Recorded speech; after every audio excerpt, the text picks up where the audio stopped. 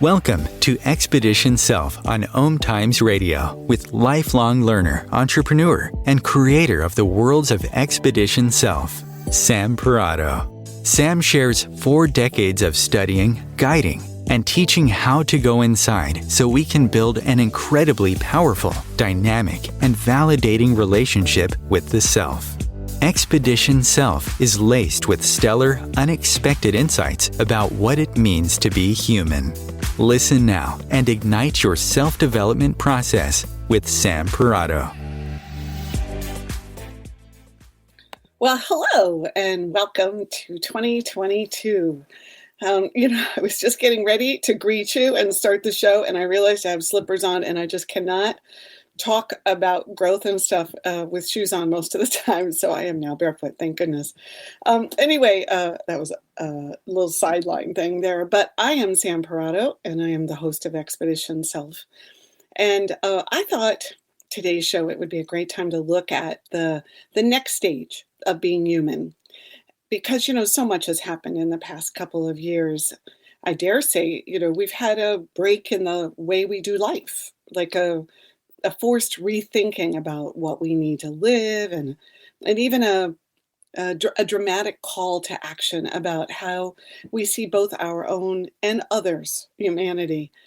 So this is a call-in show. I love it when people call in, and the number is 202-570-7057. I'm going to pose a bunch of questions today. And so I'm hoping any of them might land for you, and you might want to share what pops up for you as I talk about these things about the next stage. So before I really dive into the conversation, I'd like to take a short walk through some random thinking I've been doing that actually led me to today's topic. History has been drawing my attention a lot, from reading details about the Vikings or the Dark Ages or the time when God was a woman and we were nature focused. Also, I received a great book for my birthday that shared journals, various kinds of journals kept from people throughout history. Super duper fascinating. And the one thing that I find myself pondering really over and over is the question, did people actually know that they were in the age that they were in? Did they know that the world was changing and that they were a part of it? Or did they realize that their thinking was changing, or that something was evolving? And did they recognize that the nature of the questions or the study, or that the tools they were using for survival were part of something bigger? So, from a new age kind of spirituality perspective, there's always a conversation about how we're evolving spiritually. But what I want to explore is this idea of, do you know you are a part of the ending of an era or the beginning of a new one? Do you actually realize that you have been living maybe in the Dark Ages, or we're entering into the Dark Ages, right? Dark representing a kind of unknown or a loss of cohesive and collective direction. Or we're entering into a new age of enlightenment, but maybe our version is really a technologically developed one that completely reinvents the way we socialize and interconnect as people. Where creativity is honored and supported. Or, maybe it's an age where mental health is no longer about being fixed, but rather, a focus on the whole self, being more acceptable. So this is one of the questions I would like you to ask yourself today. What age do you think we're leaving or going into or are a part of? How self-aware are you of it? How often do you think about it? And what characteristics, show you, or benchmarks show you that this is where we are? I hear people talk a ton about how being behind a screen and on the internet, it's interfering with human relationships. But, personally, what I was seeing with families and relationships, it was like they were just, it was a habit before. almost like a taking for granted habit. So I don't know how many people took seriously the idea of really consciously relating and communicating. So, we all talk about it like, oh, it's the good old days, or it was good the way it was, but really without a disruption. How do we stop and revisit and recommit and look at what has real value and meaning? So, what if this time that's defined by computer screens and virtual conversations and working out of the home, it actually ignites a very intentional approach to building and maintaining healthy and cleaned up relationships rather than the taken for granted ones? And what else is significant about this time? There's so much to choose from now. So many causes we can dedicate our time to, so many ways to make a living, so many humanity issues. We now actually we have to choose where we're spending our time. We can't just sit back and let life wash us along and wait for it all to happen, because there's such a huge quantity of information vying for our attention. We can't just float through life anymore and wait for it to come to us, because if we do, we'll be just completely barraged with the too much of everything. So this is what I'm talking about when you think of this question. Where are we right now, and what age do you think we're in? And I'd love to hear from you about this. I'm going to give you the number again. You just call 202-570-7057. It's a new year. It's a good opportunity to find your voice about these things. And of course, I'd love you to come hang with me. So do you feel like we're in a sort of dark ages that's transitioning into a new kind of life and consciousness? Or are we leaving an enlightenment period or a time of great, forward moving and going towards a period of ignorance and blindness? What do you think? Where do you think we are right now?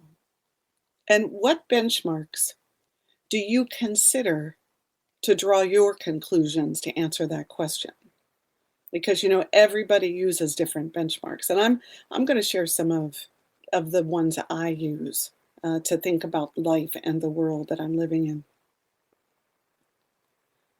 Normally, I don't review the I can't say the word today, the promotional write-up, for a show. I just know it's out there, and then I start the show and talk about whatever I want to talk about. But this week, I'm going to make an exception because I think it will help us walk through this topic, in a more organized way. So the first thing I spoke about went like this. Now, this is me. I've already written this part. It's time to stop and regroup, to assess where we are and where we're going, and what we might need to improve upon to get to the next stage of being human. So when you do this reassessing, I'd like you to think about it through the lens as if you were a very wise old sage, very old, who's looking over hundreds of years, and picture some ancient person who might even be immortal and timeless. And consider the way innovation in science and technology is used. How do we solve our problems? How do we use our intellect to create better outcomes? How are we marrying previously separate ideas or data and seeing the larger picture, or things more woven together? That's one. Another benchmark might be, think about the quality of life, the clean water, the enough food, the well-being of greater and greater numbers of people, or lesser numbers of people. So you see, I'm kind of going through a list to help you think about, where are we? If you reassess, how do you think about this? So another one might be the education and knowledge, the independence of people and their ability to use this independence for their own and others' betterment. education and knowledge, right? The ability for people to have access to learning more and more and understanding more about the world. All right. Now, if you're still with me and you haven't decided to call in and share your viewpoints yet, now I want you to think about how power is used throughout communities and governments. Is it shared? Is it at the root of people's empowerment or not? Is there more equality and capacity to work together in collaborative ways? Right? Maybe I could say it like this, like, where are we on that scale when you think about it? About how power is being used and distributed to individuals. And actually, you might even go a little further, which is how insightful or wise is that power being related to? All right, how about this one? How does money and greed and need show up in the world? In like the way people are provided for? And what are the politics out there battling over? And how is that being talked about and worked through? And how does this help or not help the collective whole? Remember, I said I was going to ask a bunch of questions today because I want to help you think about reassessing and resizing and looking at who do you need to be to take us into the next stage and for your own life. Okay, so let's try this one. To what degree are groups of people polarized? And how is society sharing resources and knowledge? How is art and creativity related to? What is the substantive place that we all coalesce and come together and see ourselves? And how many of us can relate to that, right? Like, what's the congregation of that? How does it look? All right, and what has limited us in the past? And how is what's happening right now in all of these arenas that I just asked questions about? How is it being challenged or disrupted? And can you see more liberation and evolution actually coming out of this? Now, see, I spoke about the idea of screen time as maybe it's ushering in some new, deeper relationship. So in that example, I see evolution coming out of that. But what do you see? And then I'd like you to think about yourself. Think about yourself now along these lines. How have you changed your outlook over the years? How do you use your power? How do you access more knowledge? How have you brought your ideas together around people? What about being human have you become more tolerant of, or less? What do you notice about the role of love and empathy and gratitude and appreciation? How have you become resigned or cynical or disheartened or tired? Here's another one. Are you able to care for yourself, to honor yourself, even when you do or say things that your first response would be to shame or judge yourself? Right? Are you able to bring more appreciation and care for who you are as a human being? What draws and interests you? And do you make time for these things? All right, I'm going to pause in the middle of these questions because we've got a caller, Denise from Arizona. I'm interested. Do you have some thoughts about these questions I'm asking? Oh, well, yeah, and there's a lot. I was stuck back on the first question that about kind of where we are in. I'm thinking, if I heard it right, in the consciousness of the world, and I actually at first thought about. Hang on, buddy. I thought it was headed. It felt like it was headed in one direction, toward more consciousness. And as you posed that question, I realized that I'm not so sure I feel that way anymore. Mm-hmm. And then the polarization is, it feels so big and so divided on so many levels. Mm-hmm. So I guess what I'm hearing you say is that because of that polarization and that the distance in that it makes you feel like our consciousness must be going backwards to produce that. Yeah, well, I'm going to be thinking a lot more about it, because that was my initial response, or my initial kickback. But I don't know. I thought I'd share my initial one. It could change, because as the questions kept coming, I kept thinking, wait, I'm still not on this other one. I know, that's the issue, right? With the radio show, I can't let 5 minutes of space while people write to the response. I get that too, but so it's very thought-provoking. Well, and that's what I was going to say, is it's the thought-provoking, right? Where that actually in and of itself produces a level of consciousness, because we don't just go through life and just deal with it and go, it's just part of the times. You actually stop and go, well, wait a minute, how do I relate to what's going on? How do I process that through my own lens, right? Yeah, the lenses, it feels like that's I don't know, key in even in my seeing things. Like, I'm really trying to get and see from a different perspective. So this is challenging me to do that.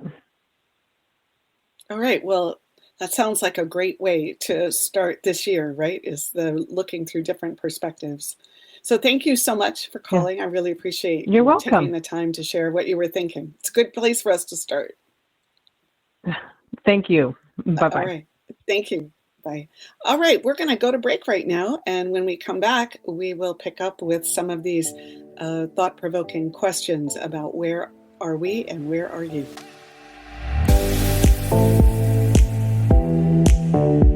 A conscious lifestyle for a mindful life. OMTimes Radio. IOM FM. OMTimes magazine is one of the leading online content providers of positivity, wellness, and personal empowerment. A philanthropic organisation, their net proceeds are funneled to support worldwide charity initiatives via Humanity Healing International. Through their commitment to creating community and providing conscious content, they aspire to uplift humanity on a global scale. Connect at omtimes.com. OMTimes, creating a more conscious lifestyle. My name is Victor Furman. Some call me The Voice. I've always been fascinated with human nature, spirituality, science, and the crossroads at which they meet. Join me Wednesdays at 8 p.m. Eastern on OMTimes Radio, and we'll explore these topics and so much more on Destination Unlimited. Coping-19, brought to you by CDC and the Ad Council. If you're feeling increasingly lonely right now, you're not alone. It's totally normal. Even though we may not be able to get together in person, connecting virtually with friends and family still gives you a chance to interact with people and may help raise your spirits. Join a virtual book club, set up group text chats, or online video coffee breaks with coworkers. Find more self-care and coping tips at coping-19.org.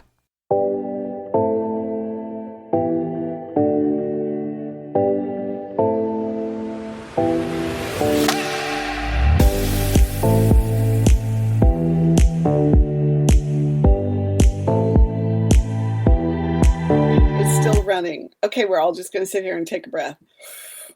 Okay, there we go. We're back and we are talking about, are you ready for the next stage of being human?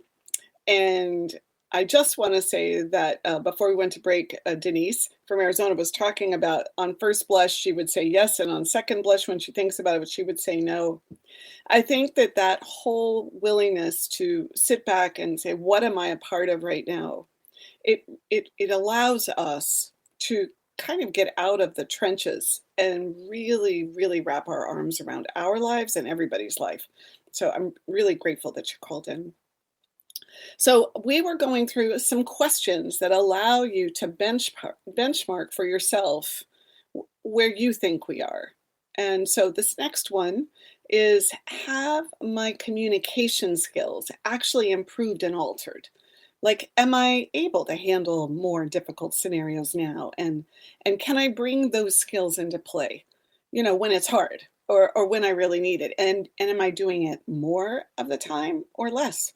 Right? Because I think that's one of the things with communication is, I think the more I'm pushing my own limits there is based on whether I can do it more percentage of the time, not just the 2 hours of the day when I'm supposed to be communicating well, but actually 10, right? So, all right, let's keep going here. Do you encourage others to have a voice on their own behalf, even if it means you do not get what you think you want or need? Right? That's code for, can you allow people to be in their power, even if it means you're faced with having to work through what that means for you? Here's another one. How are you collaborating and interrelating with others? Are you able to see new layers to practice with? Are you able to notice when you're not and when you are, and actually bring another perspective or another layer of depth to working on that? So if you want to really engage in this assessment, right, you're also going to want to think of some of your own benchmarks for change, right? That's what these questions are that I use, right? Because part of getting ready for this next stage, I feel like I want to do drums every time I say next stage. It means that you're able to really review this stage in a very qualitative but thoughtful way. So what questions would you add to the list I just gave you? Things that mean something to you, right? Denise said polarization, the level of polarization is an issue. So this next stage, it starts with you recognizing where you are right now and how you would characterize the present for yourself. See, growth for ourselves is a constant reinvention, a healing, and a creating process. So if your thoughts about life and being human appear to be the same as they were 10 years ago, well, then it's important to consider that somewhere you might be a little stagnant or stuck. Because we have to go around that same mulberry bush a bunch of times, oftentimes, before we can actually get what's there, right? If life has become burdensome or overwhelming, that is a new word. We should add it to Wikipedia. Anyway, all right, tiring, and you experience it through suffering and victim consciousness or are crushed by fear, then it's likely you've run into some stagnancy in some way and that healing is needed. See, if we're going to be ready to go to the next stage, then we have to recognize where we haven't gotten yet in this stage. Can you be honest about where you aren't present or conscious, or where your relationship with your emotional sense of self is underdeveloped or has not yet developed, and where you wait for others to generate your life, to take care of you, rather than freely choosing the way you want to cause your life and being willing to be afraid about how to do it? I really encourage you today, as you're listening to my show and hopefully in the days afterwards, to look honestly, without judgment, and think about what this means for you. You don't have to do anything about it, but just acknowledge it. I think so often we actually avoid looking. at what's real because we have no idea what to do next. But that's just a quick way to shut the whole thing down because being is about, well, being, right? And that means just noticing and just acknowledging and just feeling and receiving and welcoming what's there. Okay, so let's go on to the next section from the write-up for the show. And it read like this. We'll reflect on the idea that life on Earth is actually spent in a vast schoolroom designed to help us experientially work out greater truths. And by taking the case that this is possible, well, it helps us consider the humanity that we can acquire for our soul selves. And, by exposing us to countless everyday situations that universally compel and bind us into a shared journey, we are progressed and then able to take greater responsibility in shaping our lives. So let's do this right now. Let's do this. Let's take the case that those everyday situations you live through, that you probably even lived through this morning or yesterday, that they may be super difficult and trying and confusing, and they may be super easy, are really no different than getting a math assignment when you were in the 9th grade.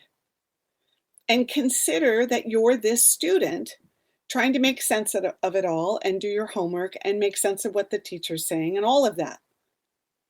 And so while your human experience is feeling every single minute of it, feeling the ups and the downs, the successes and the failures and the gains and the losses, it's really simply and only designed to help you learn about being human. So while we want to make the drama of living through it uber compelling, the key is actually to reduce it down to its most concentrated version of what's happening and say, what am I learning here? Now, this seems like a simple question, right?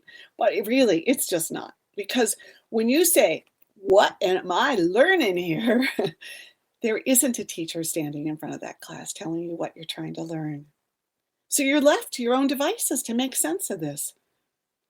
And this is a really random, organic, totally subject to the trickery of your own mind, right? Kind of thing. So I want to give you some little hacks about how to ask this question.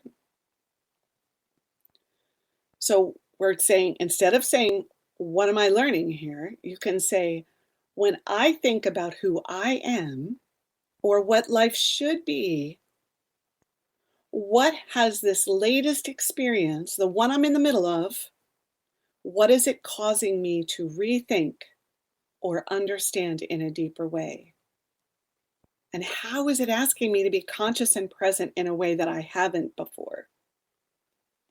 And what does it feel like? So in that example, you're comparing your current beliefs, your current ways of being and feeling with the possible lesson that changes or alters that for you. And of course, in order to do this, you have to be willing to be operating from an understanding of the wise and ancient observer I talked about earlier, who is simultaneously detached from the suffering so you can look at what is most real. Now this is important. It doesn't mean you're not feeling it deeply. Actually, that's a requirement, right, for you to get the learning. Otherwise, it just stays in your head. Because you don't want to bypass one teardrop. You don't want to avoid one unexpected reaction. And you want to totally immerse yourself in how the present and the past might be overlapping. Because only from that can you get this maximum amount of information that the experience is offering up for you. So this schoolroom perspective pretty much has you looking at each and every moment of each and every day as part of the homework of a new level of understanding and wisdom. Remember, we're talking about how do we go to the next stage. These greater truths, the ones I talk about that are the outcome of this schoolroom, will they become possible because you are intentionally looking for the learning rather than surviving it. It makes all the difference in being ready for the next stage. So to pick up on that quote, it's like by taking the case that it's possible, it helps us consider the humanity we can acquire, right? By exposing us to countless everyday situations that universally compel and bind us into a shared journey, we are progressed. So it helps us consider the humanity we can acquire. This key word there, hear me emphasizing acquire. Imagine thinking about our lives with one of the benchmarks being considered as acquiring humanity. Does this resonate with you? See, we may be human, but we don't necessarily understand humanity. And those everyday situations, right, that bind us into a shared journey, they actually can lessen our capacity to bring our humanity if we don't stay on it. So one of the things to think about the next stage is how to position ourselves to acquire humanity. How to broaden our understanding of what that even means, and how to start interpreting the everyday moments through this lens of acquiring humanity. And getting good at knowing how to do this and how to look for it and how to assess it and how to be present to when it's missing. I really think the more we can be true students of what it means to acquire humanity, the more we will bring about this next stage of being human. Whether you think it's going into or out of the dark ages, we can be more ready and more attentional and more equipped. I want to say something in this moment. I talk to a lot of people about learning and how they learn and how they stay open to learning. And many people have belief systems about their capacity to learn. They had actual experiences where they ended up feeling shamed about learning. I've talked about this in other shows. So you can see where when I talk about acquiring humanity and being open to you don't even know what, that it's going to bump up against whatever's happened in your life that's caused you to feel less than or dumb or like, inadequate in your ability to learn. So this brings me to this last sentence of that paragraph, right? It says, by exposing us to countless everyday situations that universally compel and bind us into a shared journey, we are progressed and able to take greater responsibility in shaping our lives. This is the missing piece, right? How to take greater responsibility in shaping our lives without controlling and dominating and using force, or at least consciously learning about it, while creating with others and being so skilled in our acquired humanity that it becomes effortless and experientially we feel less powerless and helpless. So I want you to think about your life for a moment. Now this is a get real honest moment. Just review maybe, let's say the last 2 years as I ask this question. What do you truly feel responsible for that's happened and occurred for you? And what don't you? What feels like you were at the source of it? Where do you feel like you brought your power to affect what was happening or didn't? And how did you see your participation or role in the whole of what was going on? What do you truly feel responsible for? See, this schoolroom, this classroom, it gives us scenarios that pose a choice for us. They put us in a position to feel powerless, but also have an opportunity to choose responsibility.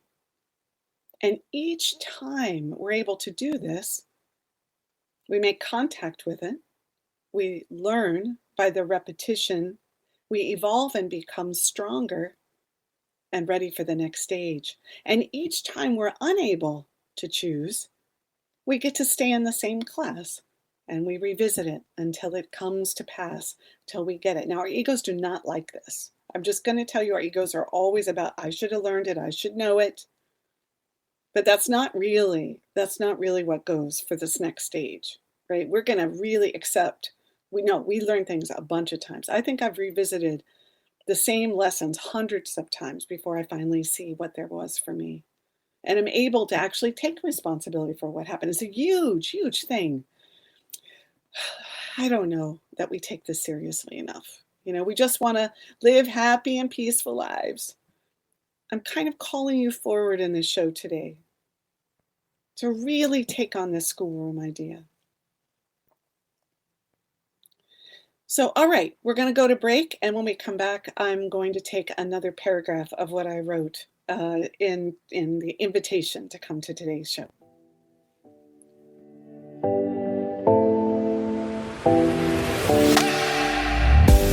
The best of holistic, spiritual, and conscious world. OMTimes Radio. IOM FM. Ascending Hearts is no ordinary dating site, but a spiritual dating site with a purpose, to link you with your soulmate. We engineer the serendipity so you can trust that you will attune with someone that has the same matching vibration as you. Ascending Hearts, the conscious dating site for the spiritually aware. Try Ascending Hearts for free. AscendingHearts.com. Imagine yourself being transported to India, to the banks of the Ganga and an ashram in Rishikesh. Visualize that you are welcome to satsang with an American sannyasi who shares the wisdom of her guru. Your visualization has manifested. Join Sattvi Bhagawati Saraswati for inspiration and transformation every Thursday at 11 a.m. Eastern on OMTimes Radio. If I could be you, and you could be me, for just 1 hour, if you could find a way to get inside each other's mind, walk a mile in my shoes. Walk a mile in my shoes. Walk a mile in my shoes. We've all felt left out. And for some, that feeling lasts more than a moment. We can change that. Learn how at belongingbeginswithus.org. Brought to you by the Ad Council. Walk a mile in my shoes.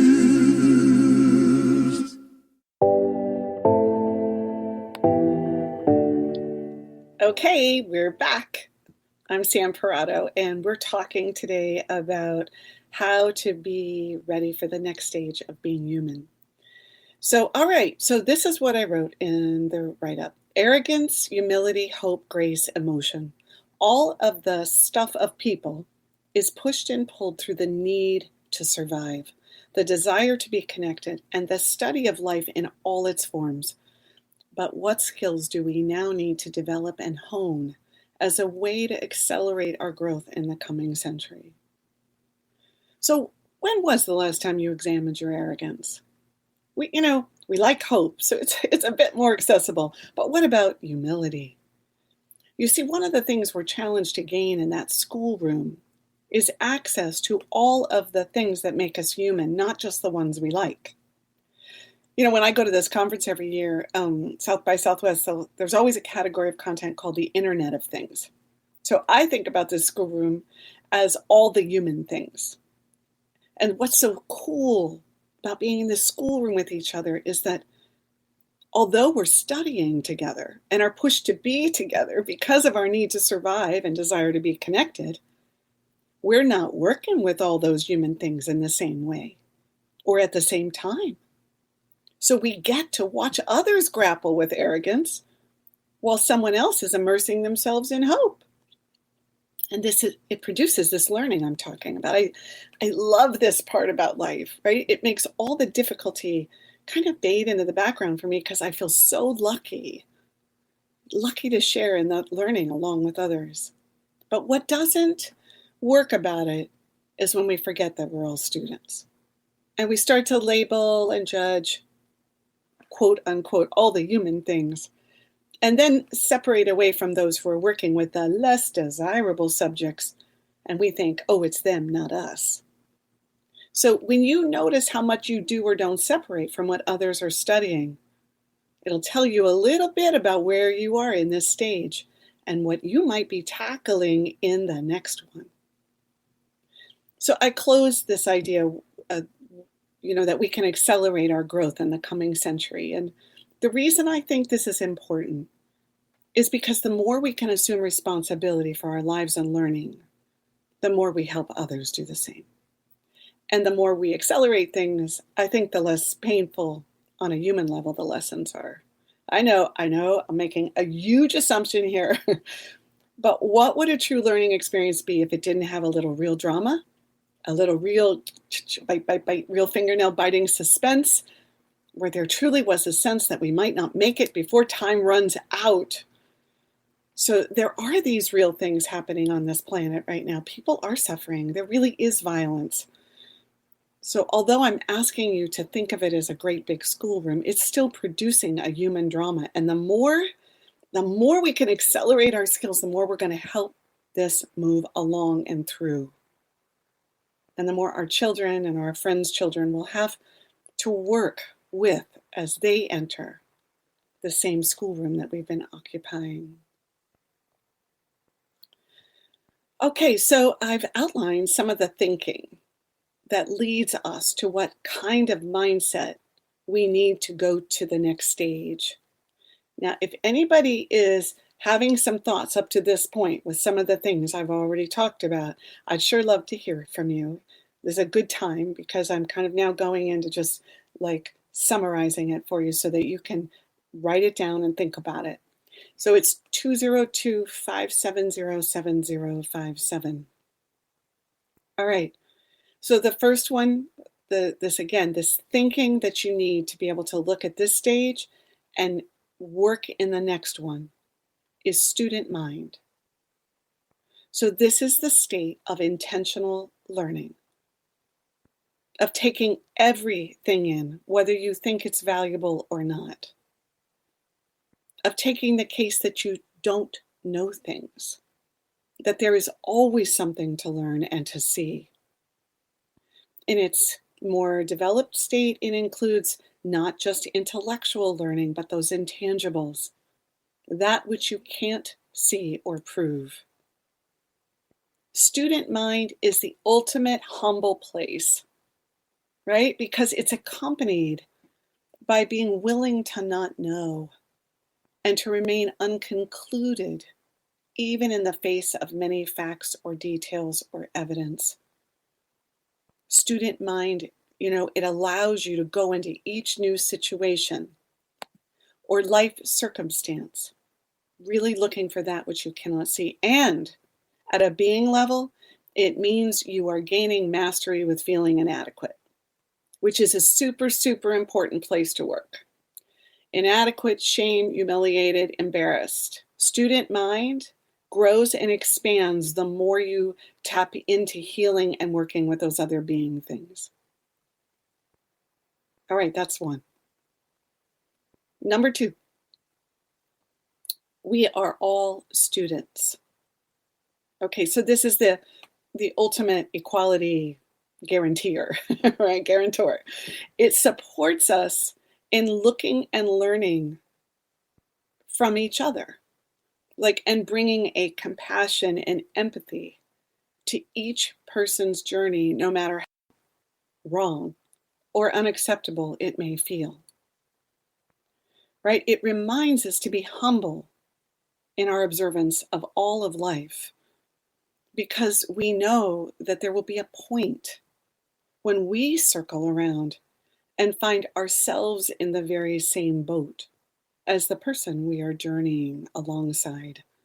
The thing about this "we are all students" is it gives us the courage to look bad, to not look good, to look confused, to look like we don't know, to admit that we haven't figured something out yet, to be vulnerable, right? When we take on this idea that we are all students. And it also prompts us to keep asking questions when something doesn't make sense, or it seems illogical or unacceptable, because although we might want to write off a particular situation, right, to someone else's problem, when we know we are one of them and that we are equally a student, it causes us to stay put a little longer and ponder that which we don't know, which a lot of us have trouble with.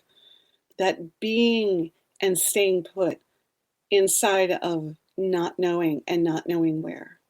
See, we are all students. It can open up the idea that people are at different stages of their development. Now, this is a two-edged sword, right? Because it implies that a brain could decide there's some hierarchy in the development. Somebody's more developed than I am, right? But that's judgment-based, and it lessens the embracing of we are all students. But at the same time, it can help us to accept that each person is on their own personal, self-created journey of development, which allows us to be more supportive of our individual choices and others that may not seem to be good ones on the surface of surviving. The other thing it does, it helps us to stop comparing and contrasting and competing, right? And it's not that that's not, again, all things human. It's just that we want to be aware that when we're doing that, we're not in a space of we are all students. Okay, I hope you're hanging in here with me. So the next one I talked earlier about, which is this idea of acquiring humanity. It's really based on the idea that you are always in every single moment on the hunt for pieces of humanness in all things, no matter how much it may be missing. Love, truth, wisdom, somebody's, your like desire to find connection or understanding, and this acknowledgement that you and others are in constant pursuit, even if you are unaware of it, or even if you don't know it, what you're in pursuit of your lessons about being human, right? Again, these work together, but acquired humanity is very humbling.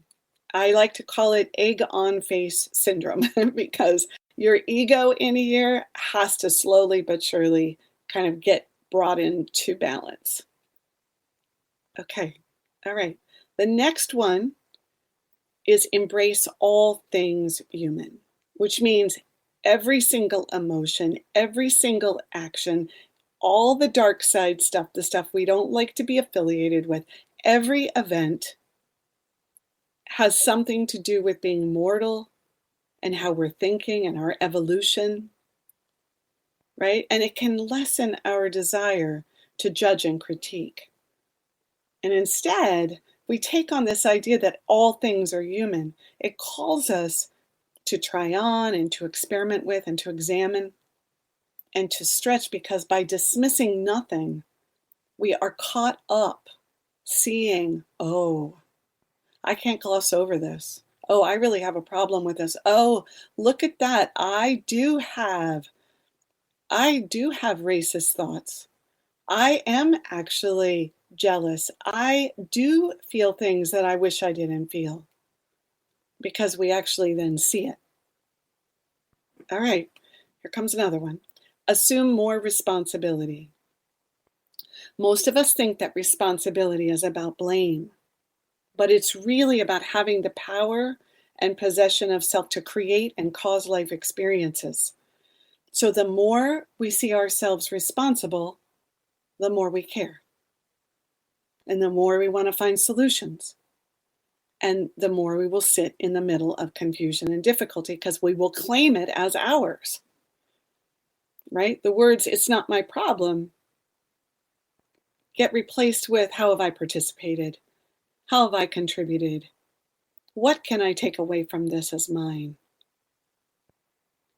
We all want to make a so-called positive contribution to life, but we are not going to be able to do that unless we can be more and more responsible for how it goes around our thoughts and our feelings and our unconscious actions. Okay, I've got two more. Let's see if I can get through them. Intentional consciousness and presence. The truth is, it's super hard to be present because we have to be willing to feel and be with the unknown and the sensory experience within. And life has a way of creating a run from it, like get away, avoid it at all costs, right? That's like a cross current that uses fear and pain and discomfort as a player to work against us being conscious and present. So it's such a tall order. But to get to the next stage of our evolution, we have to develop a capacity to feel uncomfortable and to heal the moments of life that have left us with unconscious pain, and to cultivate mindfulness, consciousness, and presence skills through meditation, journaling, being with nature. Anything that brings us into the body is going to support us here. And the last one is communication that opens relationship and possibility. If you begin to look at communication as a wellspring for personal development, you're going to find yourself in some very sticky and hard to understand scenarios. So the investment in communication will cause new information, new self-information to come to the surface that generates more development for you. So when you do this with a zealous heart, right, that schoolroom will deliver. And by using the benchmarks we've already discussed, that you observe while you're communicating with so much intention, you'll begin to notice where you don't get in someone else's world, or where you create separations or polarization, or where you're condescending or come from a place of powerlessness. See, this desire for communication that opens spaces in relationships and pushes you to become more authentic and real, and to bring up more of what's beneath the surface, and that it aids you. This is important, it aids you in forming a much stronger bridge with your subconscious. So I hope today has both inspired you and called to you, and maybe even agitated you just a little bit to think about how do I think about the stage of where we are in life right now, and how do I think about how I get ready for what lies ahead for me so that I can contribute more to my life and others. And I found a poem called Adolescence by Adrienne Sue that I would like to share with you. I just thought it embodied the spirit of what we were talking about. So here it goes. The trouble was not about finding acceptance. Acceptance was available in the depths of the mind and among like people. The trouble was the look into the canyon, which had come a long time earlier and spent many, many years being forgotten. The fine garments and rows of strong shoes, the pantry stocked with good grains and butter, everything could be earned by producing right answers. Answers were important, the canyon said, but the answers were not the solution. A glimpse into the future had shown the prairie on which houses stood sturdily. The earth was moist and generous, the sunlight benevolent. The homesteaders dreamed up palaces and descendants, and the animals slept soundly as stones. It was a hard-earned heaven, the self-making of travelers, and often out on the plains, mirages of waterfalls, moose, and rows of fresh-plowed soil. But nobody stopped to drink the false water. Real water being plentiful, they were not thirsty. A few made their fortunes from native beauty, others from native strength, but most from knowledge, as uncertainties in science could be written off to faith. Faith was religious and ordinary life physical, and spiritual was a song that had not yet arrived. Thank you so much for being with me this week. I so appreciate it, and I hope you have a wonderful, wonderful first week of January, and you find deeper and deeper truths within you.